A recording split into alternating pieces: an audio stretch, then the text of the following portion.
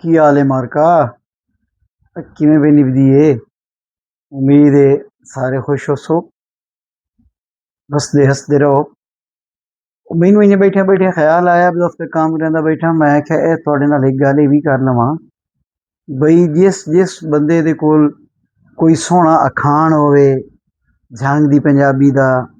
ਸਾਡੀ ਆਪਣੀ ਬੋਲੀ ਦਾ, ਕੋਈ ਉਸ ਕੋਲ ਸ਼ਾਇਰੀ ਹੋਵੇ ਪੰਜਾਬੀ ਦੀ, ਦੋੜਾ ਮਾਈਆ ਢੋਲਾ, हैं जी, वो तुसा मैनू यूट्यूब या मैसेज कर छोड़ना है, इनबॉक्स जिन्हों आदे हो, या मेरी फेसबुक की जी पेज नसीम अब्बास नासिर के नाम तो वो ते, या टिकटॉक वाली जी मेरी आई डी बनी हुई वो किसी भी दे उत्ते तुहाडे कोल जिहड़ी भी कोई बस कात इंज आउंदा बई पुराने वेले दियां तहरीरां पईयां होईयां होंदियां, लिखतां पईयां होईयां होंदियां, खत लिखे होंदे साढ़े वड वडेरियां एक दूजे नूं,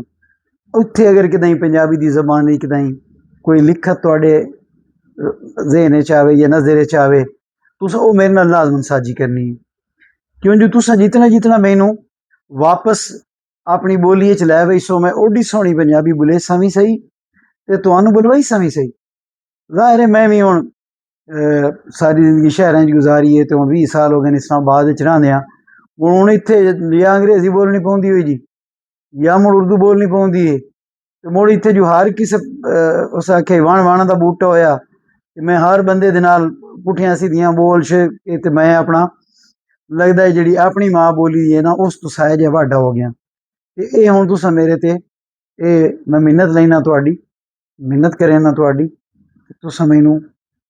आप रल मिल के असां सारेयां जिहड़ा ना जी इसनूं इस पासे लै आउणा भी असी सारे रल मिल के जिहड़ी साडी ज़बान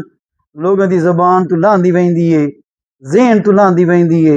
ऐन मालूम आंदा भी जिवें ओडे रोंदी जांदी है साधरू, ओनू असी जिहड़ा ना जी वल वुल के वापस लै आउणा ते ओनू बोलना है बड़े मज़ियां नाल, बड़ियां चस्सां नाल, बड़ियां स्वादां नाल, और मैनू तुहाडे ते उम्मीद है भी तुसीं मेरे नाल तावन भी करे सो ते असी रल मिल के जिहड़ा ना जी ये कर ही लैसां है,